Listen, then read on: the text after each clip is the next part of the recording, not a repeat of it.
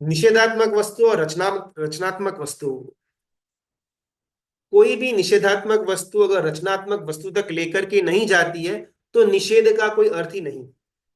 अगर मैंने उपवास का पचखान लिया फॉर एग्जाम्पल, उपवास के अंदर मैं 3 टाइम भूखा रहा, मतलब बिल्कुल भी भोजन का एक भी अंश मैंने लिया हुआ नहीं है, वो निषेधात्मक वस्तु हुई मेरे लिए। लेकिन उसके द्वारा अगर मैं रचनात्मक वस्तु तक, अपने आत्मा के समीप के वास जो मुझे करना था वहां तक नहीं पहुंच पाता, तो निषेधात्मक वस्तु का कोई अर्थ ही नहीं रहता। इससे तो अच्छा होता भी मैं 1 टाइम 2 टाइम भोजन कर लेता।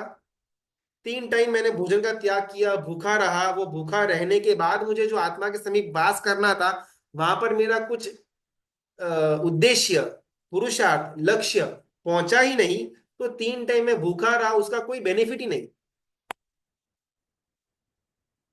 कोई भी निषेधात्मक वस्तु अगर रचनात्मक वस्तु तक नहीं लेकर के जाती है, वो निषेधात्मक वस्तु का कोई अर्थ होता नहीं। यहाँ पर संगम और वीर परमात्मा, परमात्मा संगम के उपसर्ग के बाद संगम के लिए 2 बूंद आंसू गिराते हैं, वो परमात्मा के भीतर में रही हुई करुणा भावना, बाहर व्यवहार से एक वाक्य एक शब्द तक नहीं बोलते, वो परमात्मा की मध्यस्थ भाव। बहुत सुंदर इसके अंदर एक आयाम आता है कि किसके सामने कैसा उपदेश देना और कैसा उपदेश नहीं देना। अपन ना अपना खुद का, अपन सबका एक एक इंडिविजुअल आइडेंटिटी, एक इंडिविजुअल जीवन होगा, उसको दिमाग के एक बैक एंड में रखना। और अभी एक छोटा सा अपन एक कथा लेते हैं ये पॉइंट को समझने के लिए कि किसके सामने बोलना, किसके सामने नहीं बोलना, और कितना तक बोलना। यहाँ पर धर्म की चर्चा की बात हो रही है। संसार के अंदर अपन कितना बोले कितना ना बोले वो बात का विषय है, लेकिन धर्म की चर्चा के अंदर किसके साथ चर्चा करना नहीं करना, तत्वों की बात करना नहीं करना, वो समझने के लिए एक महापुरुष की कथा यहाँ पर अपन चालू करते हैं। लगभग आज के यहाँ 15-20 मिनट में अपन उसको पूरा कर देंगे, लेकिन साइड बाय साइड खुद के अंदर के रहा हुआ जो हमारा मान्यता है, विचारधारा है, उसके साथ ये कथा को टैली करते जाना।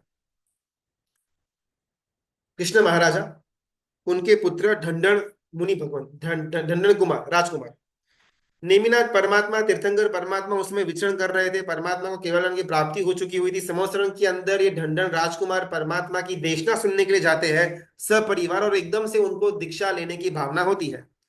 कृष्ण महाराजा परम समकी थी।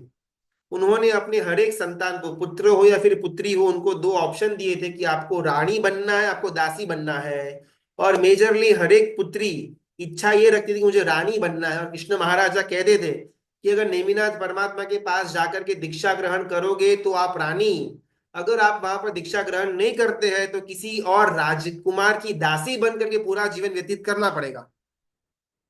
समझा करके अपने सारे संतानों को ऑलमोस्ट दीक्षा के पथ पर कृष्ण महाराजा प्रयाण करवाते हैं।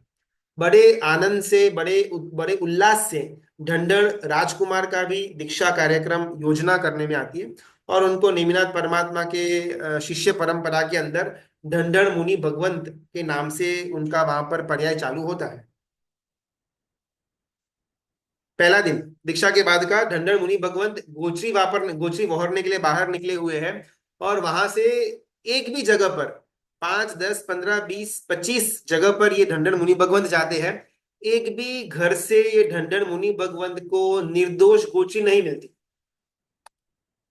अपन इमेजिन ना कर पाए कि कल जिसकी दीक्षा हुई थी, जो शायद 2 दिन पहले राजकुमार था, कृष्ण महाराजा वासुदेव, 3 खंड का अधिपत्य था उनका, कृष्ण महाराजा को, उनके पुत्र, यानी कि जबरदस्त जाहो जलाली हो गया, अपन इमेजिन कर सकते हैं। वो आज मुनि भगवंत बने तो एक भी घर से उनको निर्दोष गोची नहीं मिलती थी। कई जगह पर कोई अभक्ष्य का साथ में मिलन हो चुका हुआ था, कई जगह पर खास करके मुनि भगवंत के लिए वो लोग, घर के लोगों ने कोई चीज बनाई हुई थी, कोई जगह पर शायद कुछ और गड़बड़ हो चुकी हुई थी। ऐसा करते करते करते डंडन डंडन मुनि भगवंत 15, 20, 25 घरों में घूमते, एक भी जगह से निर्दोष गोष्ठी मिलती नहीं है, खाली हाथ वापस आते हैं। निमिनाथ परमात्मा उस समय केवल ज्ञान तो हो चुका हुआ था, उनके सामने जाकर के खड़े रहते हैं और अपना जो भी बाकी का कार्यक्रम था वो करते। उस दिन वो गोचरी वापरते नहीं है ढंढन मुनि भगवंत। और जनरली गोचरी के लिए कैसा होता है ना, अगर 20 गुरु भगवंत है तो शायद 2 जने, 4 जने, 5 जने गोचरी वहोरने के लिए जाएंगे, और वो बाकी सारे गुरु भगवंतों की गोचरी वहोर करके लेकर आते हैं। ढंढन मुनि भगवंत को भी कुछ मुनि भगवंतों की गोचरी वहोर कर लेकर के आनी थी, लेकिन वो खुद की तो ना ला पाए, बाकी किसी भी गुरु भगवंत की वो गोची वहर कर ना ला पाए। ऐसा एक दिन हुआ, दो दिन हुआ, तीन दिन हुआ, अभी बाकी के जो गुरु भगवंत है उनको थोड़ा लगा कि यार अभी तो रोज रोज ऐसा गोचरी के अंदर गिरावट होगी, क्वांटिटी बराबर नहीं मिलेगी तो डिफिकल्ट होगा। तो बाकी सारे गुरु भगवंतों ने कोई किसी और को बोल करके अपनी गोचरी मंगवा ली। लेकिन ये ढंढन मुनि भगवंत के मन में इतना था कि अगर मुझे मेरे अंतराय कर्म का उदय आया हुआ है, अगर मुझे मेरी लब्धि से गोचरी नहीं मिल रही, तब तक मैं गोचरी नहीं वापरूंगा। वो नेमिनाथ परमात्मा के सामने जाकर के नियम प्रतिज्ञा करते हैं कि परमात्मा मुझे जब तक निर्दोष गोचरी मेरी खुद की लब्धि से जब तक न मिले, तब तक मैं उपवास मेरा रहेगा। केवलानी मुनि तीर्थंकर परमात्मा थे। सहजता से उन्होंने ये नियम, ये प्रतिज्ञा ढंढन मुनि भगवंत को दे दी। मुनि भगवंत एवरी डे गोचरी वहोरने के लिए निकलते थे। मन में भाव नहीं था कि आज उपवास करना है, मन में तो यही भाव था कि अगर आज गोचरी मिले तो एकासना ही करना है, लेकिन दुर्भाग्यवश गोचरी मिलती नहीं थी। हमको आदिनाथ परमात्मा के द्वारा किया गया शायद वर्षित अब याद होगा, 400 दिनों तक आदिनाथ परमात्मा गोची वहोरने के लिए जाते हैं, लेकिन दुर्भाग्यवश मिलता कुछ भी नहीं है। बिकॉज लोगों को उस समय ज्ञान नहीं था कि सुपात्र दान वोराय कैसे जाता है। कंपेयर्ड विद ढंढर मुनि भगवंत, ये भी गोचरी वहोरने के उद्देश्य से रोज निकलते तो है, लेकिन दुर्भाग्यवश इनको गोचरी मिलती नहीं है। लोगों के अंदर ज्ञान पूरा पड़ा हुआ है कि सुपात्रदान कैसे दिया जाता है, लेकिन इनका इंडिविजुअल कर्म का उदय जो सिर्फ ढंढन मुनि भगवंत को गोचरी प्राप्त करने से अंतराय डालता है। बाकी मांडलिक के अंदर बाकी हर एक मुनि भगवंत अपनी खुद की लब्धि से गोचरी लेकर आते ही थे, गोचरी वापरते भी थे। 2 दिन हुए, 3 दिन हुए, 4, 5, 6 दिन।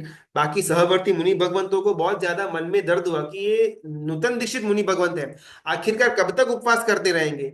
रोज सारे के सारे मुनि भगवंत इनको विनंती करते थे कि आप पधारो, हम गोचरी एक्स्ट्रा लेकर के आए हुए हैं, हमको लाभ दो।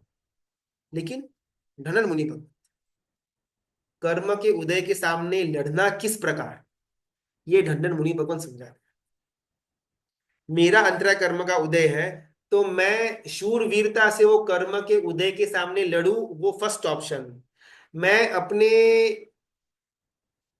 लोलुपता के अंदर, अपने विषयों की आसक्ति के अंदर, अपने पुरुषार्थ की कमी के कारण से साइड में बैठ जाऊं, वो सेकंड ऑप्शन। धनन मुनि भगवंत पहला ऑप्शन चूज करते हैं। वो चाहते हो तो सेकंड ऑप्शन चूज कर सकते थे। बाकी मुनि भगवंत जो गोशी बहर करके आते थे वो निर्दोषी थी, बिकॉज केवल यानी भगवंत वहां पर विराजमान थे। उनके सामने गोची रखने के बाद ही मुनि भगवंत अपनी अपनी गोची वापरते थे। तो सहज है कि केवल यानी मुनि तीर्थंकर परमात्मा दोषित गोची तो वापरने के लिए अनुमति न देते। तो इजियर वे होता कि ढंढन मुनि भगवंत दूसरे किसी भगवान की गोची वापर लेते हैं। यहाँ पर जैसे कथा आगे बढ़ रही है ना, अपने आप का खुद का जो हमारा मान्यता है, विचारधारा है, उसके साथ कंपेयर करते जाना कि अगर मैं उस जगह पर होता, या मेरे साथ अगर ऐसा कुछ होता, तो मेरी मान्यता, मेरी विचारधारा किस तरफ की होती। 5 दिन, 6 दिन, 10 दिन, 15, 20, 25 दिन, 1 महीना, डेढ़, 2, 4, 5, दीक्षा लिए हुए 5 5 महीने बीत जाते हैं, अभी तक गोचरी का कोई कोई नामो निशान नहीं। एवरीडे ढंढन मुनि भगवंत निकलते गोचरी बहोरने के उद्देश्य से, लेकिन खाली हाथ वापिस आना। 5 महीने, 15 दिन, 5 महीने, 20 दिन, 5 महीने, 25 दिन, 5 महीने, 29 दिन हो गए। बस 6 महीने को उपवास होने वाला एक आधा दिन बाकी था। नेमिनाथ परमात्मा समोसन के अंदर देशना दे रहे हैं, कृष्ण महाराजा सब परिवार वहां पर पधारे हुए हैं, और कृष्ण महाराजा ने परमात्मा नेमिनाथ को यह प्रश्न किया कि परमात्मा आपके शिष्य गणों के अंदर सबसे उत्कृष्ट आराधना किसकी। ये प्रश्न कृष्ण महाराजा पूछे वो उनके लिए उचित था। हमको कभी भी ऐसा कोई भी प्रकार का प्रश्न हमारे गुरु भगवान को नहीं पूछना चाहिए। क्यों? कृष्ण महाराजा परम संकीर्ति थे। उनको जो जवाब मिलता उस जवाब से वो कृष्ण महाराजा वो गुरु भगवान के प्रति अहोभाव बढ़ाए, वैसी धारा के अंदर आगे बढ़ते। अगर आज मैं ये प्रश्न मेरे गुरु भगवान को पूछूं और मुझे अगर कुछ उत्तर मिले, तो मेरे मन में ऑटोमेटिकली बाकी सारे गुरु भगवंतों के लिए निचला भाव आ जाएगा। बिकॉज मेरे अंदर कोई शायिक परम सम्यक तो है नहीं। इसके लिए हमको कभी भी इस प्रश्न के अंदर आगे नहीं बढ़ना। कृष्ण महाराज प्रश्न करते हैं नेमिनाथ परमात्मा के से कि आपके शिष्य गणों में से सबसे उत्कृष्ट आराधना साधना किसकी। और नेमिनाथ परमात्मा जवाब देते हैं कि तेरे पुत्र ढंढन मुनि भगवंत की उत्कृष्ट आराधना। और कृष्ण महाराजा की रोम रोम विकस्वर हो जाते, एक पिता के लिए अपना पुत्र जिसने संयम ग्रहण किया हुआ है उसकी प्रशंसा स्वयं तीर्थंकर के मुख से सुनना जीवन का कार्य सफल हो गया। ओहो, अहोभाव की धारा छलक रही है कृष्ण महाराजा के अंदर। और परमात्मा से प्रश्न करती कि ऐसा क्यों दे, कुछ रीजन है। और परमात्मा कहते हैं कि मेरे शिष्य गणों के अंदर से कई सारे महात्मा हैं जो साल साल भर तक उपवास करते हैं। ढंढन मुनि भगवान का तो अभी 6 महीने का ही हुआ है, लेकिन लेकिन उनके मन की जो कटिबद्धता है, प्रतिज्ञा को पालन करने की जो इच्छा है, वो जबरदस्त है। बाकी सारे मुनि भगवंतों ने मन में तय किया हुआ था कि साल भर तक हमको उपवास ही करना है और उपवास के अंदर आगे बढ़े, एकदम उचित है, एकदम शुभ है। लेकिन ढंढन मुनि भगवंत ने कभी मेंटली ये प्रिपरेशन था ही नहीं कि मुझे 6 6 महीने तक उपवास करना पड़ेगा। और फिर भी हर एक दिन वो शुभ भाव के साथ गोचरी वहोरने के लिए निकलते हैं। और जब खाली हाथ वापस आना पड़ता है तब उनके मन के अंदर एक प्रकार का भी नबड़ा भाव नहीं। 6 6 महीने से मैं धंधे के अंदर प्रयत्न कर रहा हूं, एक भी क्लाइंट नहीं मिल रहा, मेरी मानसिक दशा क्या होगी ये मैं जानता हूं। 6 6 महीने से मैं नौकरी कर रहा हूं, सैलरी का कोई नामो निशान नहीं, और मेरे मन के अंदर एक भी दुर्भाव न आए मेरे लिए इम्पॉसिबल। 6 6 महीनों के लिए किसी एक गुरु भगवंत मुनि भगवंत की वयावच कर रहा हूं, उनके मुख से मेरे लिए एक भी सम्मान का वाक्य न निकले, मेरे मन की हालत मैं जानता हूं। 6 6 महीने के लिए मैंने उपवास, मेरे लिए पॉसिबल नहीं है। 6 महीने के लिए मैंने ब्यासना भी किए हुए हो, और संघ के अंदर अगर कोई मेरी शाता न पूछे, मेरे मन की हालत मुझे मालूम है। ढंढन मुनि भगवंत तीर्थंकर परमात्मा सर्टिफाई करते हैं केवल जानी कि 6 6 महीने के लिए तेरा पुत्र ढंढन मुनि भगवंत गोचरी वहोरने के लिए निकलते तो थे, लेकिन जब खाली हाथ वापिस आना पड़ता था मन के अंदर एक भाव भी दुर्भाव का नहीं। ये है उनकी आराधना, ये उनकी साधना। और कृष्ण महाराजा मन के अंदर उनका एक एक क्षण, उनके अंदर का रोमांच अनंत गुना बढ़ रहा है। पराकाष्ठा तक पहुंच गए और अब बस उनके पैर थनगना रहे हैं। वो परमात्मा से विनंती करते हैं कि मुझे ढंढन मुनि भगवंत को वंदन करना है, कृपया करके आप बताइए कि कहां पर मिलेंगे इस समय। तीर्थंकर परमात्मा कहते हैं कि नगर का जो द्वार है, वो द्वार की सीमा के ऊपर उसके आजू बाजू में आपको एक मुनि भगवान दिखाई देंगे, वो आपके पुत्र महाराज। कृष्ण महाराजा परमात्मा को वंदन करने के पूर्वक वहां से प्रयाण करते हैं, भागे भागे भागे रथ के अंदर पहुंचते हैं, रथ को फुल स्पीड में भगाते हैं। नगर का जो एंट्रेंस था, जो सीमा थी, वहां पर आकर के देखा, वहां पर कोई मुनि भगवान का नामो निशान नहीं। लेकिन मन में एक श्रद्धा थी कि परमात्मा ने बोला हुआ है तो सही होगा, मुझे यहीं पर मेरे पुत्र मुनि भगवंत का दर्शन होगा। आजू बाजू देखा, दूर एक एकदम पतली सुकड़ी काया, पूरा शरीर काला पड़ चुका हुआ था, वैसे एक मुनि भगवंत को देखा। कृष्ण महाराज को लगा कि भाई ये तो ढंढन तो नहीं लगते। नहीं, तीर्थंकर परमात्मा ने बोला हुआ है, मिथ्या कैसे हो सकता है। चाहते हैं रथ से नीचे उतरते, थोड़ा पास में जाकर के देखते, बाहर की आकृति से मालूम तो नहीं पड़ा कि ये ढंढन मुनि भगवंत है या नहीं, लेकिन चेहरे के ऊपर के कुछ चिन्ह को देख करके ये कृष्ण महाराज को मालूम पड़ा कि अरे ये तो मेरा पुत्र ढंढन है। एकदम से गदगद भाव से, अहोभाव से उनके चरणों में लिप्त हो जाते हैं कृष्ण महाराजा। वहां धूल के ऊपर ये 3 खंड का जो जो अधिपति है, वो धूल के अंदर बैठ करके अपने मुनि भगवंत, अपने पुत्र मुनि भगवंत को वंदन करते हैं अहोभाव से। उनको कहते हैं कि आज समोसन के अंदर तीर्थंकर परमात्मा ने आपका नाम बोला। मुनि भगवंत एकदम माध्यस्थ भावना के अंदर, और कृष्ण महाराज एकदम अहो भावना के अंदर। 10 15 20 मिनट उनका संवाद चला, फिर कृष्ण महाराज वहां पर उनको हाथ जोड़कर विनंती करके वापस अपने रथ पर बैठ करके अपने काम पर आगे निकल गए। ढंढन मुनि भगवंत आगे घर के अंदर बढ़ते हैं गोशी बहरने के लिए। वहां पर एक भाई उनको सिंह केसरी और लड्डू वहराता है। ढंढन मुनि भगवंत ने अपना जितना भी उनके पास ज्ञान था सब तरह से चेक किया, एकदम निर्दोष लगा। बहुत सारे प्रश्न भी किए, वो श्रावक भाई ने एकदम प्रॉपरली प्रश्नों का उत्तर दिया। मुनि भगवंत को लगा कि ये एकदम निर्दोष मिला हुआ है। लड्डू उनके गोचरी, उनके पात्र के अंदर मुनि भगवंत वौर लेते हैं। इमेजिन, 6 महीने तक उपवास है। 6 महीने तक उपवास करने का कोई प्रयोजन था ही नहीं। मुझे अगर मैंने अगर अट्ठम का पचखान लिया हुआ हो, 3 दिन का उपवास लिया हुआ हो ना, तो 3 दिन एकदम सुपर जाएंगे।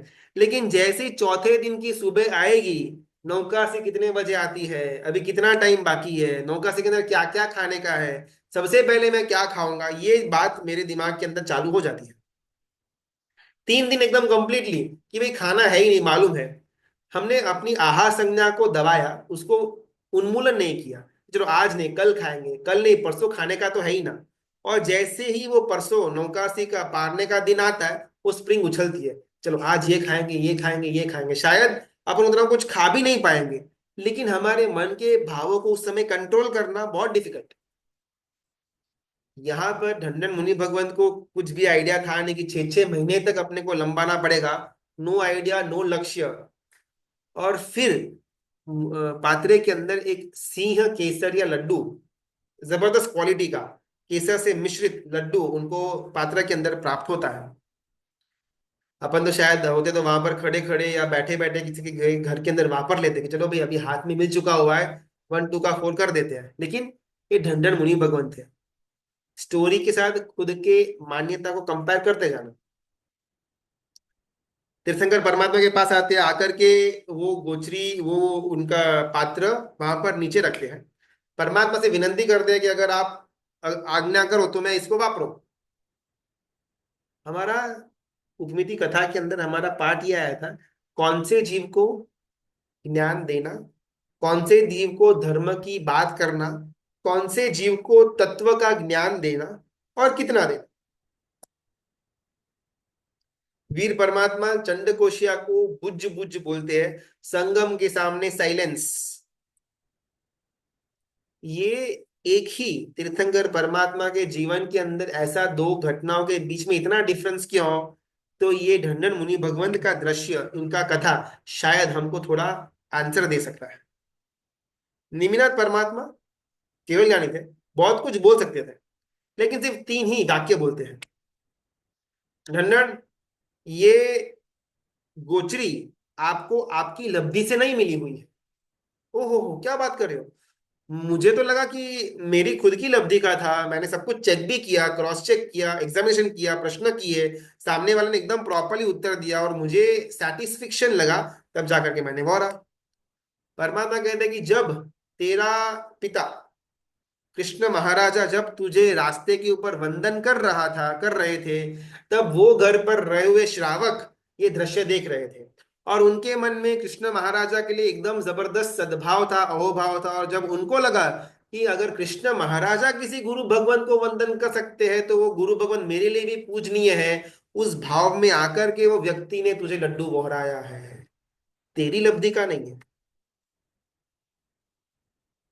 6 महीने के अनायास वाले उपवास के बाद अगर हमको ऐसा लड्डू खाने के अंदर मिले, गुची के अंदर मिले, और फिर सामने वाला मना बोले कि भाई ये तेरी लब्धि का नहीं है, उस समय हमारा सिलेंडर फटे या ना फटे, किसके सामने बोलना, कितना बोलना। निमिनाथ परमात्मा ये ढंढन मुनि भगवंत की पात्रता को पहचानते थे। वीर प्रभु ने चंडकोश को बुझ बुझ कब बोला, जब चंडकोश गुस्से के अंदर फूफाड़े लगा रहा था तब नहीं, जब चंडकोश ने डंस मारा तब नहीं। डंस लगाने के बाद जब चंडकोश वो दूध की धारा को देखता है, अपने मन को एकदम शांत कर देता है, तब जाकर के परमात्मा को मालूम पड़ा इसके अंदर पात्रता जागृत हुई है, तब बुझ बुझ बोला। जब तक हम अपने खुद के पुरुषार्थ से खुद की पात्रता को कल्टीवेट नहीं करते, तब सामने वाला ज्ञान दे या न दे, हमारे लिए उसका कोई असर नहीं पड़ता। और वो पात्रता इंडिविजुअली मुझे खुद के पुरुषार्थ से ही पैदा करनी पड़ेगी। चंडकोष्य वहां पर मन के अंदर एकाग्रता, शांति, या जो उसका वो क्रोध वाला पर्याय था, उससे दूर आना वो खुद का पुरुषार्थ था। उसके बाद परमात्मा ने बुझ बुझ बोला और वो चंडकोष्य को अपना पूर्व भव ध्यान के अंदर आया। दुर्भाग्यवश संगम के पर्याय के अंदर, संगम के अंदर ऐसी कोई पात्रता बाहर निखर करके आई नहीं, जिस कारण से परमात्मा ने वहां पर कुछ भी बोला नहीं। चंडकोशी को जाति स्मरण ज्ञान करवाने के पीछे परमात्मा का बुझ बुझ नाम का दो शब्द काफी था, लेकिन जाति स्मरण ज्ञान वो चंड कौशिक को हो, उसकी पात्रता खड़ी करना वो सिर्फ और सिर्फ चंड कौशिक के हाथ में था। हमको ये तत्व, हमको ये उपनिधि अपभ्रंश की कथा का रहस्य, ये हाथ में आना, ये कानों में गिरना, ये तीर्थंकर परमात्मा की कृपा या रचयिता गुरु भगवान की कृपा। लेकिन ये तत्व आत्मसात होना या न होना वो हमारे पुरुषार्थ के ऊपर निर्भर करता है। धन्य मुनि भगवंत सोच रहे हैं, हो अच्छा, तो फिर ये तो मेरी लब्धि का नहीं है, तो क्या किया जाए? निमिनाथ परमात्मा बोलते देखो तीन ऑप्शन है, आप वापर लो, आपकी इच्छा। आप अपने सहवर्ती मुनि भगवंतों के दे दो, आपकी इच्छा। आप इसको परठव दो, यानी कि जहां पर वेस्ट वस्तुओं को जहां पर विसर्जन किया जाता है वहां पर आप इसको रख दो, आपकी इच्छा, इट्स अप टू यू। कहीं पर भी परमात्मा ने ऐसा नहीं बोला कि आपको यही करना पड़ेगा। उन्होंने तीन रास्ते दिखा दिए, आपको जो उचित लगे वो आप लो।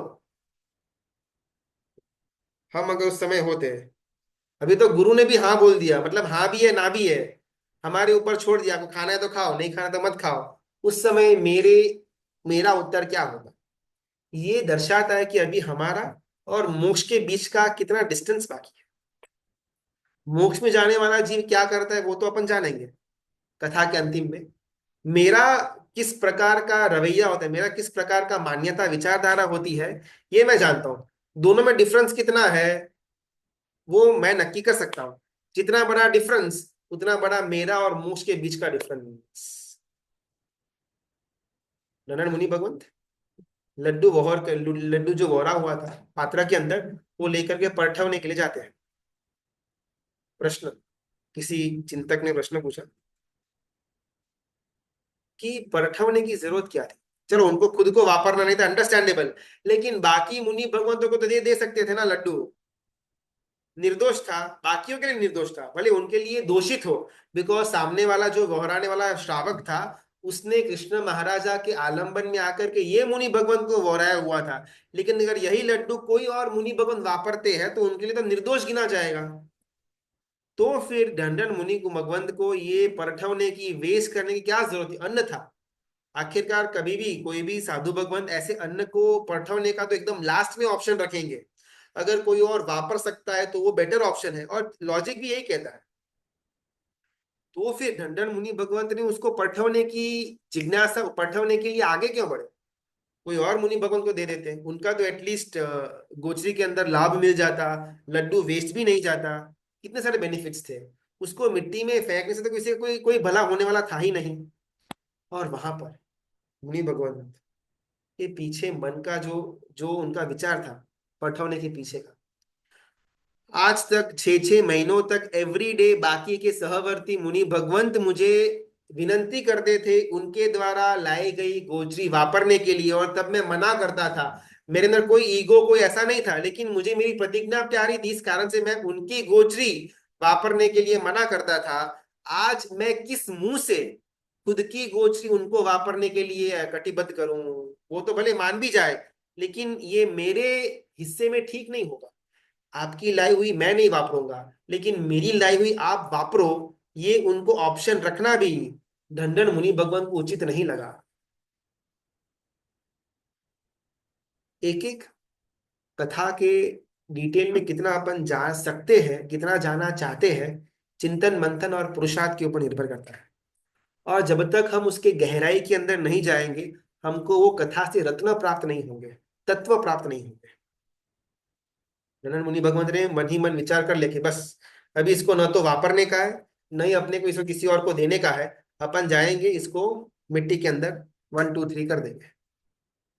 धीमे धीमे धीमे एक एक स्टेप इनका परठवने की भूमि जहां पर थी वहां पर आगे बढ़ रहा है, और मन के अंदर विचार चल रहे हैं। निषेधात्मक वस्तु रचनात्मक वस्तु तक लेकर के जानी ही चाहिए, अगर वो नहीं लेकर के जाती तो निषेध का कोई मतलब नहीं रहता। लड्डू नहीं वापरना था, निषेधात्मक वस्तु था, लेकिन उसके साथ में रचनात्मक वस्तु तक पहुंचना वो ढंढन मुनि भगवंत को आ गया। ये घटना से ढंढन मुनि भगवंत मन के अंदर सोच, अभी तक कुछ केवल्यान हुआ नहीं है। उनके पैर वन बाय वन करते करते वो जगह तक अभी पहुंच रहे हैं, और रास्ते में सोच चल रही है कि ये तो अच्छा हुआ, कि तीर्थंकर परमात्मा मौजूद थे, वरना अगर वो नहीं होते तो मैं तो ये लड्डू वापर लेता, और अगर मैं ये लड्डू वापर लेता तो मेरी प्रतिज्ञा टूट जाती ना, बिकॉज ये तो मेरी स्वलब्धि का तो नहीं था। अच्छा हुआ तीर्थंकर परमात्मा थे, तो उन्होंने मुझे सच्ची राह बताई, और मैं मेरे प्रतिज्ञा को तोड़ने के काम से पीछे हट गया। ये उनके विचार, साइड में सिर्फ खुद के विचार टैली करते रहना। अगर मुझे ऐसा कुछ हुआ हो, मेरे गुरु भगवान ने किसी के बारे में मना बोला हुआ हो, चलो मैं व्यवहार में उसको न भी करूं, लज्जा शर्म के कारण से, लेकिन मेरे मन में क्या वो गुरु भगवान के लिए सद्भाव टिकेगा कि दुर्भाव आएगा? यहाँ पर टंडन मुनि भगवान सद्भाव ने सद्भाव की पराकाष्ठा तक पहुंचते हैं कि ये तो भला हुआ तीर्थंकर परमात्मा मिले, वरना तो मेरा आज नियम टूट जाता। और धीमे धीमे करके इसके अंदर डिटेल में जाते हैं कि आखिरकार उनके पास केवल ज्ञान आया, मेरे पास नहीं आया, तो फर्क कहां पर रहा? मेरा हर एक भाव के अंदर जो भ्रमण चल रहा था वो इसी कारण से था, बिकॉज मेरे पास ज्ञान नहीं था। हर एक भाव में मैंने कुछ ना कुछ शुभता वाला कार्य किया हुआ होगा, लेकिन अज्ञान के कारण से, ज्ञान के अभाव के कारण से मैं वो प्रतिज्ञा में, मैं वो कार्य में, वो आराधना में चाहिए उतना आगे नहीं बढ़ पाया। ये तो आज तीर्थंकर परमात्मा मिले तो मैं आज एक स्टेप आगे बढ़ पाया। तो ये परमात्मा का जो केवल ज्ञान है ना, वो बहुत हेल्पफुल रहा। अभी उनके पास केवल ज्ञान है तो मेरे पास क्यों नहीं है? ये सब उनका चिंतन चल रहा है, कहीं कोई वार्तालाप नहीं चल रहा। उनके मन की शायद ये भावना होगी, उनको केवल ज्ञान है तो फिर मुझे क्यों नहीं? शायद मैंने ही पूर्व भवों के अंदर जबरदस्त गाढ़ कर्मों का बंध किया हुआ होगा, इस कारण से मेरा केवल ज्ञान मुझसे दूर है। तो जीव सच्चा ज्ञान प्राप्त करे, उससे उसका मोहनीय कर्म का निर्जरा हो, मोहनीय कर्म कर्म उसका टूटे, तो ही शायद जीव को केवल ज्ञान मिलेगा।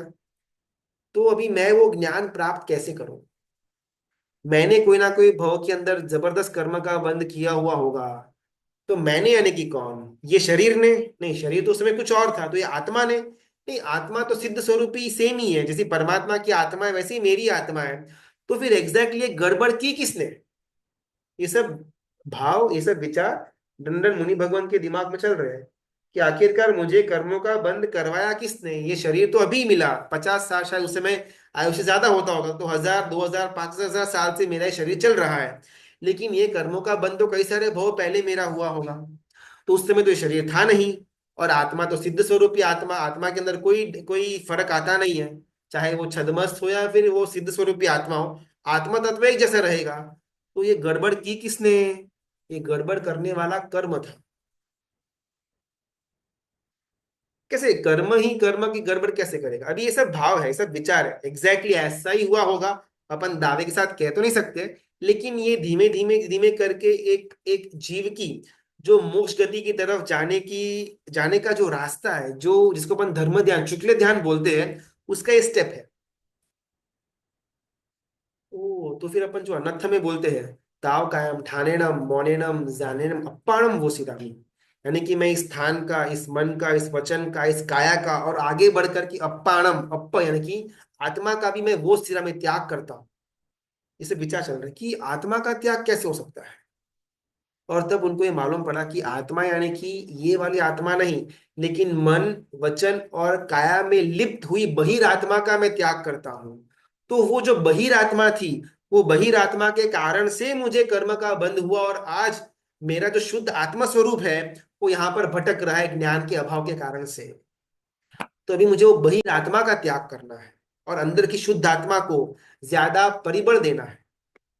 धीमे धीमे धीमे उनके स्टेप्स आगे बढ़ रहे हैं। वो भूमि आई जहां पर पटवनी करने की थी।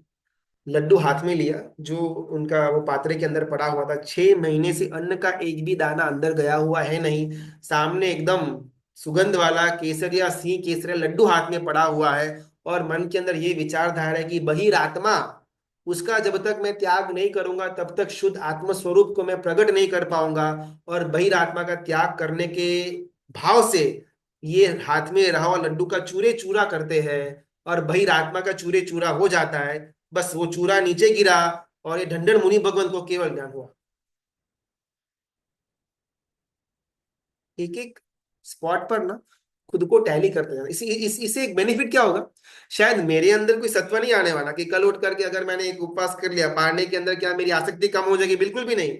मुझे पारने के अंदर मूंग मूंग पानी, फ्रूट जूस जो चाहिए वो चाहिए ही चाहिए, उसमें शायद मैं इमीडिएटली स्टॉपेज नहीं लेकर के आ पाऊंगा, वो पॉसिबल नहीं है प्रैक्टिकली बात करें तो। लेकिन वो पारने के समय के अंदर भी अगर मैंने ये कथा, ये भाव, ये तत्व जाना हुआ होगा, तो कहीं ना कहीं मेरे माइंड में ये तत्व घूम रहा हुआ होगा कि चलो अभी मैं एकदम आसक्ति से भले मैं पारना कर रहा हूं, लेकिन ये करने जैसा है नहीं। वो ढंढन मुनि भगवंत ने ऐसा किया तब जाकर के उनको मोक्ष मिला। अगर मुझे मोक्ष चाहिए तो भाई रास्ता तो यही होना चाहिए। इसे करते कर शायद 5 साल, 50 साल, 5 भव, 50 भव के बाद भी ये परिणति के अंदर आएगा। लेकिन कब आएगा, जब चिंतन के अंदर होगा तब आएगा। हमारी मूल बात ये थी, किस व्यक्ति को कितना बोलना, कितना नहीं बोलना, कहाँ तक बोलना। निमिनाथ परमात्मा जानते थे एग्जैक्टली बराबर, उन्होंने उतना ही बोला जितना ढंढन मुनि भगवंत को आगे जाकर के उपयोगी बना। एक भी वाक्य एक्स्ट्रा नहीं बोला। अगर ये जो रास्ता जो ढंढन मुनि भगवंत ने लिया, वो रास्ता वो ढंढन मुनि भगवंत ने खुद ढूंढा हुआ था। उनके पास तो 3 ऑप्शन थे, इधर वो खुद वापर ले, किसी और मुनि भगवंत को दे दे, या वो पठवनी कर दे। और तीर्थंकर परमात्मा चाहते तो बोल भी सकते थे कि आप पठाओ दो उसको, बस काम खत्म। और शायद ढंढन मुनि भगवंत उस समय तहती बोल करके कुछ भी सोचे बिना उस रास्ते में आगे भी बढ़ जाते। लेकिन तीर्थंकर परमात्मा ने एग्जैक्टली उतना ही बोला जितना वो जीव को आवश्यक था। अगर पूरा रास्ता आगे दिखा दिया हुआ होता तो शायद ढंढन मुनि भगवंत शायद केवल या न भी होता। बस उन्होंने डायरेक्शन देने का काम किया, और वो ढंढन मुनि भगवंत ने खुद का रास्ता खुद ढूंढा, और रास्ते के अंतिम में केवल ज्ञान की प्राप्ति वो मुनि भगवंत को हुई। कौन से जीव को बोलना, कितना बोलना, ये विनय, ये विवेक, ये टैलेंट बोलो, ये स्मार्टनेस बोलो, या फिर ये ज्ञान बोलो, हमको आना चाहिए। हमारी प्रॉब्लम क्या होती है ना, हमको थोड़ा छोटा मोटा भी तत्व, छोटा मोटा भी ज्ञान आया, हमको ऐसा ये सबको बोल दो। और यहाँ पर सिद्धेश्वरी यानी गुरु भगवंत हमारे अंदर रहा हुआ ये जो एक दोष है, ये जो एक बैड हैबिट है, उसको पिन पॉइंट करते हुए मनीषी के माध्यम से समझाते हैं कि मनीषी को मालूम था कि बाल गलत रास्ते पर जा रहा था, स्पर्शन उसको भ्रमण के अंदर लेकर के जा रहा था, उसको उल्लू बना रहा था, लेकिन फिर भी मनीषी ने बाल को समझाने की एक भी चेष्टा नहीं की। जब तक सामने वाला अपनी पात्रता नहीं दिखाता तब तक उसको ज्ञान देना वो लाभदायी नहीं लेकिन अलाभदायी बन जाता है।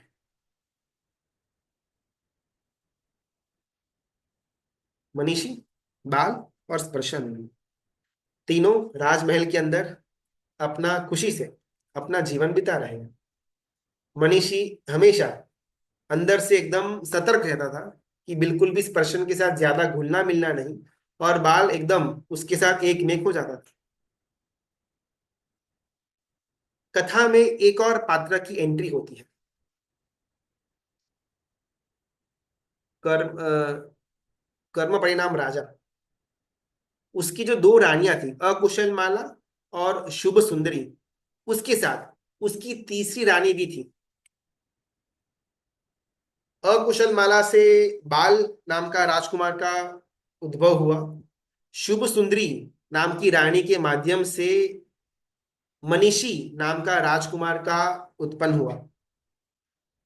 एक और तीसरी रानी थी कि जिसके माध्यम से मध्यम बुद्धि नाम के राजकुमार की उत्पत्ति राजा को हुई थी। अभी यहां पर क्या हुआ ना, जो बाल था वो एकदम एकदम लोएस्ट कैटेगरी ऑफ बुद्धि के अंदर का जीव था। जो मनीषी था वो एकदम हाईएस्ट कैटेगरी ऑफ बुद्धि का जीव था। सिद्धेश्वरी गुरु भगवान को लगा कि शायद जो वाचक है वो इन दोनों के साथ किसी के साथ भी कंप्लीटली रिलेट ना कर पाए। तो इसके लिए उन्होंने बीच का एक ऑप्शन रखा, मध्यम जीव। यानी कि हम जैसे जो शायद बाल कैटेगरी के अंदर नहीं है लेकिन मनीषी तक भी पहुंचे हुए हैं नहीं, जो विषय की आसक्ति से कंप्लीटली वैराग्य नहीं है लेकिन पागलों की तरह उसके पीछे भागते भी नहीं है। तो वैसे जो श्रोता होंगे वो किसके साथ रिलेट कर पाएंगे, तो उसके नया पात्र यहाँ पर इंट्रोड्यूस करते हैं, मध्यम जी। रानी का नाम सामान्य रूपा। उसके पुत्र का नाम मध्यम जीव। विचारक ने पूछा कि भाई ये एकदम से आप पात्र का इंट्रोडक्शन लेकर के आए, स्टार्टिंग से कि पात्र को क्यों नहीं रखा। तब सिद्धेश्वरी गुरु भगवंत कहते हैं ये इस कथा के अंदर कि उनको श्रोता जनों को एक हीरो और एक विलन देना था। विलन यानी कि वो बाल कक्षा का जो जिसके अंदर ज्ञान का कोई अंश है नहीं, पागलों की तरह विषयों की आसक्ति की वजह भागता है, और एक है हीरो जो है अपना मनीषी। लेकिन शायद हर एक श्रोता इन दोनों कैटेगरी से परे भी थर्ड कैटेगरी में हो सकते हैं, तो वो जिससे के साथ रिलेट कर पाए उस पात्र को मुझे बाद में इंट्रोड्यूस करना था। और यहाँ पर कथा में वो ऐसा मोड लेकर के आए कि सामान्य रूपा और ये उसका पुत्र मध्यम बुद्धि जीव, ये दोनों कहीं अपने नानी के घर, मौसाल मामा के घर पर वेकेशन के लिए गए हुए थे और अभी एकाएक वापिस आए हुए हैं। इस कारण से वो मध्यम बुद्धि जीव को स्पर्शन के बारे में कोई आइडिया था ही नहीं, अभी अभी उसको इसको इंफॉर्मेशन मिल रही है कथा के अंदर। बोल सकते। सर वो आपने वो समझाया ना कि किसको कितना पूछना, किसको कितना पूछना, तो उसमें कैसे मतलब समझ में नहीं आया कि अगर हम सर को मतलब क्लास में मैम को पूछते हैं तो मैम कभी कभार बोलते कि नहीं, बाद में मैं जवाब देती हूँ, और बाद में कभी आता ही नहीं, और बाद में यूट्यूब से का तो वो एआई से भी पूछते हैं ना, तो बोलते हैं कि इससे क्यों लिखा, इससे क्यों समझा, तो आपने तो समझा नहीं तो फिर कहाँ से करे। हैं यहाँ पर बात पूछने की नहीं, यहाँ पर बात उत्तर देने की थी। पूछने में कोई मनाही है ही नहीं, आपको जितना पूछना है पूछते रहो पूछते रहो पूछते रहो। यहाँ पर हमारी बात चल रही थी कि उत्तर किसको देना और कितना देना। अपन इस ये जो तत्व है ना, बहुत सुंदर है, बहुत ही ज्यादा डिबेटेबल है, और दो धारी तलवार है। बताए तो भी दुख, न बताए तो भी दुख। Exactly precise amount of information किसको कितना देना, वो जानने की कला अपन इस कथा के अंदर देखेंगे। एक छोटा सा अपन इसके लिए ले लेते हैं एक आयाम। परम पूज्य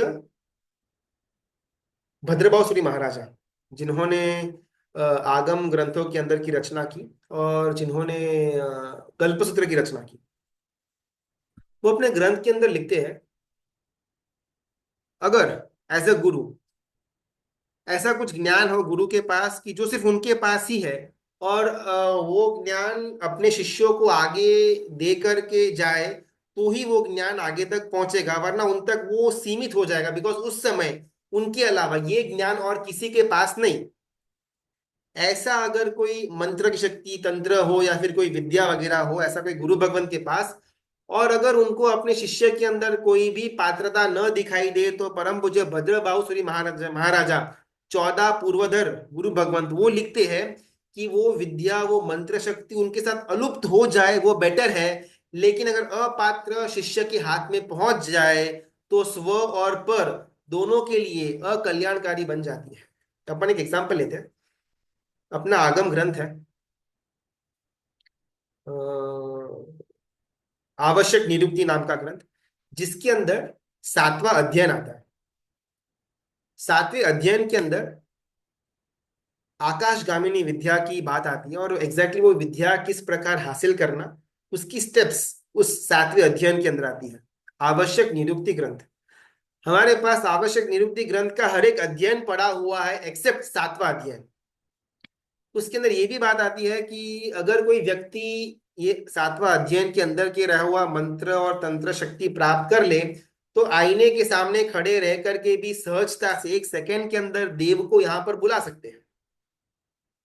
वो अपने ही हाथों के अंदर देव के साथ बातचीत कर सकते हैं। ऐसी अलग अलग बहुत प्रकार की विद्या है, वो 7वें अध्ययन के अंदर आगम ग्रंथ के अंदर रखी हुई थी। परमात्मा के ज्ञान के द्वारा गणधर भगवंतों ने उस आगम ग्रंथों की जब रचना की थी, उसके अंदर ये पदार्थ रखा हुआ था। ये बात नवांगी टीकाकार अभय देव सूरी महाराजा, जो लगभग 12वीं या 13वीं शताब्दी के अंदर हो गए, उन्होंने ये बात अपनी टीका के अंदर रखी हुई है कि स्पेशली वो 7वां अध्ययन अलुप्त करने में आ गया था। एग्जैक्टली कौन से गुरु भगवंत ने अलुप्त किया उसकी बात नहीं आती, लेकिन कालक्रम से कुछ समय के बाद वो 7वां अध्ययन उड़ा देने में आया। क्यों? बिकॉज वो गुरु भगवंत को लगा कि भी आने वाला जो समय है, उस समय के अंदर ये मंत्र और तंत्र का जो ज्ञान है, वो जीव को और ज्यादा हानि करेगा, लाभ कुछ भी नहीं करेगा। इससे अच्छा है कि ये तंत्र मंत्र का ज्ञान आगे पहुंचे ही नहीं। वापस, प्रश्न पूछने के अंदर कोई प्रॉब्लम नहीं है। प्रश्न का कितना और किसको उत्तर देना, हम उस बात पर चर्चा कर रहे हैं। अगर सामने, संसार का एक बार साइड में रखते हैं, उसको इसमें लेकर के आने का जरूरत नहीं है। यहाँ पर तत्व की, धर्म के अंदर की अंगों की बात हो रही है कि किसको कितना ज्ञान देना। सामने वाले की जितनी पात्रता हो उतना ही ज्ञान देना। अगर सामने वाले को लगे कि उसको वो ज्ञान पच नहीं रहा, ये पात्रता कैसे है, कैसे डिसाइड किया जाएगा, तो गुरु भगवंत कहते हैं कि आपने उसको पहले कोई एक बात बोली हुई हो, और अगर वो बात से सामने वाला व्यक्ति ज्यादा डिस्टर्ब हुआ हो, उसकी समता, उसकी समाधि टूट गई हुई हो, सामने वाला व्यक्ति एकदम दुर्भाव के अंदर चला गया हुआ हो, तो वैसे व्यक्ति को वो तत्व के बाद का तत्व बिल्कुल भी नहीं देना। फॉर एग्जाम्पल, अपन एक प्रैक्टिकल बात करते हैं। कोई एक वर्ग है जो एक पर्टिकुलर गुरु भगवंत की आज्ञा को फॉलो करते हैं। कोई एक और वर्ग है जो किसी दूसरे गुरु भगवंत की आज्ञा को फॉलो करते हैं। दोनों के अंदर सामाचारी में छोटा मोटा भेद है। अभी इसको लेकर के अगर दो श्रावकों का बातचीत होती है, मतभेद होता है, उसमें अगर तत्वों को लेकर के बातचीतों के अंदर दोनों के मन के अंदर दुर्भाव आते हैं कि भाई ये गलत है, आपके गुरु भगवंत गलत है, मेरे गुरु भगवंत सही है, मेरा ये मेरा वो, अगर वो आता है, तो उस तत्व की बात को वहीं पर फुल स्टॉप करके बाद में कभी भी उन दोनों व्यक्ति से वो तत्व की बात नहीं करना, ये सर्वश्रेष्ठ सॉल्यूशन है। लेकिन हम आगे बढ़ करके देखो, वो ग्रंथ में ऐसा लिखा गया हुआ है, आप जो फॉलो करते हो वो बिल्कुल भी गलत है, वो बिल्कुल भी सही नहीं है, ऐसा है वैसा, अगर अपन उसको ऐसा बोलने के बाद आगे बढ़े, भले हम सत्य के पक्ष में हो, लेकिन फिर भी अगर सामने वाला हमारे द्वारा दिए गए तत्वों से असमता, असद्भाव के अंदर जाता हो, तो हम वहां पर सबसे बड़ा दोष का सेवन कर रहे हैं। हाँ, सामने वाला स्वेच्छा से पूछे, उसको जिज्ञासा है जानने की, तो बात अलग है। लेकिन हमारे द्वारा दिया हुआ ज्ञान सामने वाले के मन के अंदर असद्भाव उत्पन्न करता हो, तो तत्कालीन उसको स्टॉप करना, वो सबसे बड़ा हमारा लक्षण कहा जाएगा। ये टॉपिक थोड़ा शायद ना एकदम कॉम्प्लिकेटेड है। कथा जैसे से आगे बढ़ेगी वैसे और भी ज्यादा बेटर हम इसको जानने का प्रयत्न करेंगे कि भाई एग्जैक्टली exactly सामने वाले के अंदर का जो पात्रता है, उसका पल्स किस प्रकार पकड़ना। आज अपन यहाँ पर एक पॉज रखते हैं, कुछ दो चार प्रश्न अपन फटाफट ले लेते हैं। आज इवनिंग मंदिर के कमरे में भूलनायक परमात्मा के सामने बैठकर उनके पीछे पेंटिंग कर रहे थे, बट बहुत टाइम हो गए तो थक गए होंगे, तो पूजा का रुमाल निकाल दिया होगा। मैंने बहुत सोचा बोलूं या नहीं, दोष लगता है गंबारे में परमात्मा के सामने बिना रुमाल। एक बार बोला फिर छोड़ दिया, वो वापस परमात्मा के सामने बिना रुमाल रखकर पेंटिंग कर, इसमें दोष हमें लगा। बहुत सुंदर प्रश्न है कि अगर कहाँ कहीं कोई छोटा मोटा व्यक्ति मंदिर के अंदर अशांतना करता है, अपन को उसको बोलना कि नहीं बोलना। संसार के अंदर कैसा होता है ना,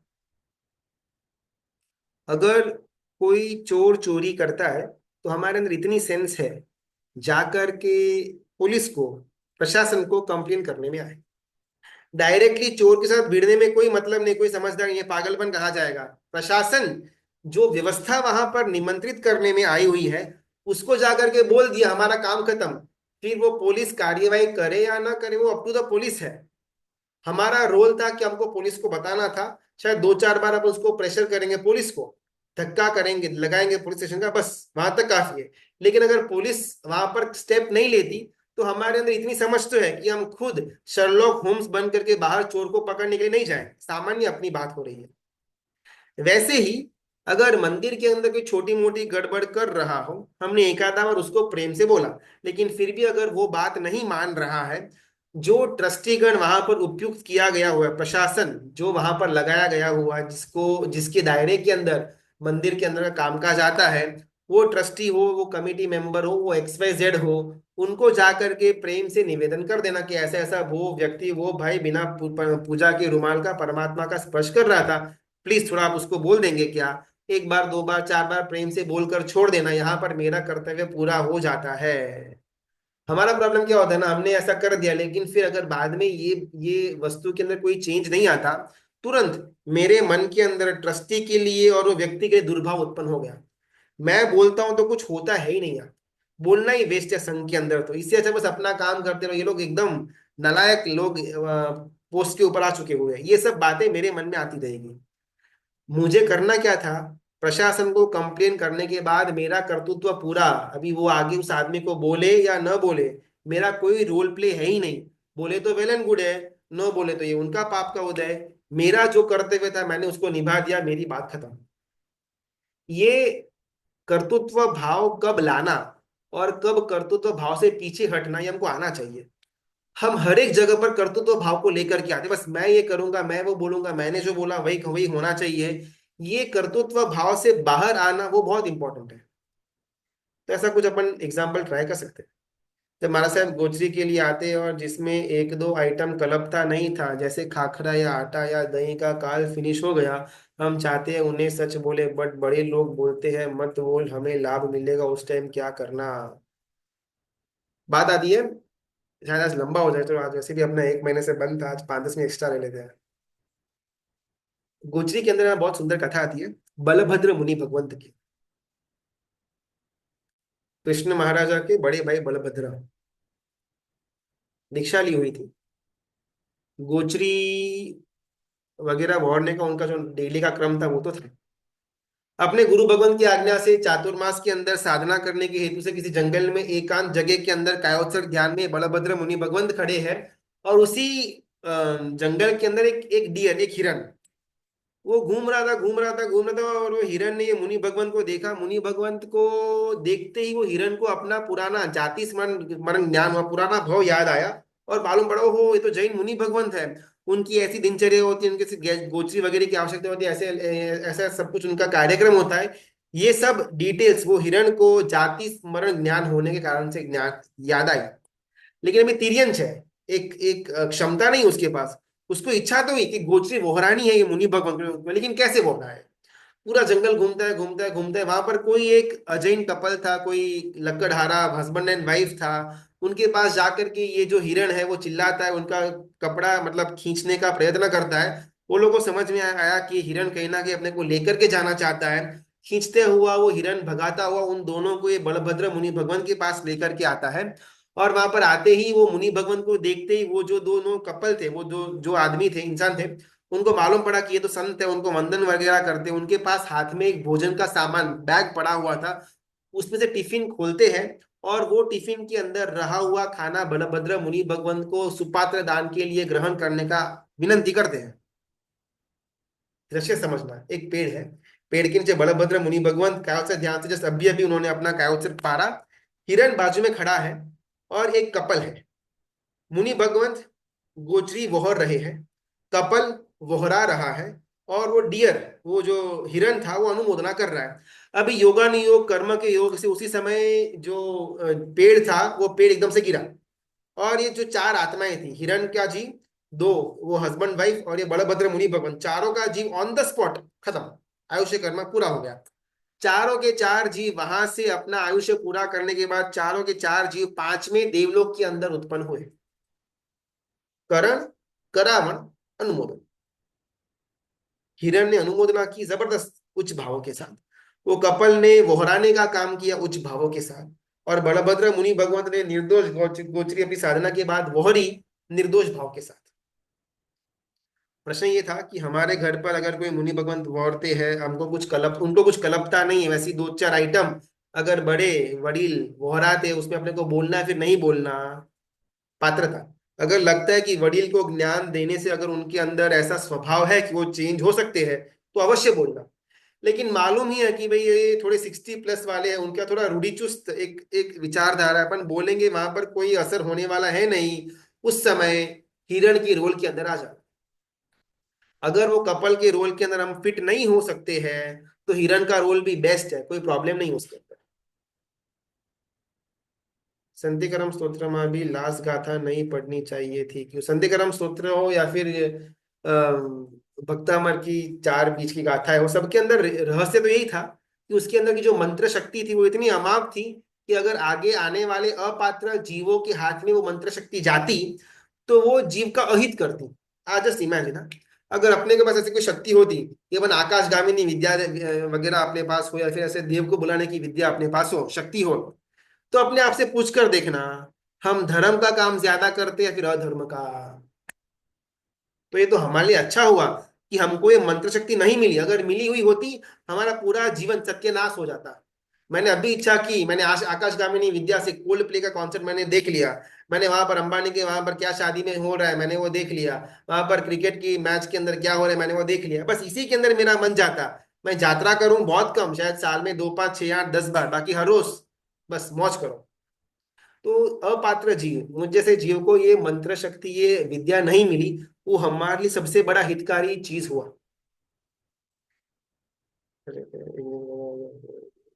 अच्छा, वो इंट्रोडक्शन थोड़ा अपन बाद में रख, चलो आज अपन परमात्मा की आज्ञा विरुद्ध कुछ भी बोला गया हुआ हो तो मिच्छा का बहुत बहुत धन्यवाद। सबसे पहले तो एक मिथ्यानुलोम की बहुत लंबा एक टाइम गैप हो चुका हुआ था, लेकिन फिर भी जितना भी हमको स्वाध्याय करने का समय मिला, उसमें से अपन चिंतन मंथन करने के लिए कुछ विषय अपने को जो जो दिमाग के अंदर बैठे हुए हो, वो तत्वों को बाहर निकाल करके उस पर हमारा चिंतन मंथन चालू करें और धीमे धीमे जीवन के अंदर परिवर्तन का स्कोप लेकर के आए। ऐसा हमारा पुरुषार्थ होना चाहिए। सबका बहुत बहुत धन्यवाद। प्रणाम, अनुमोदन।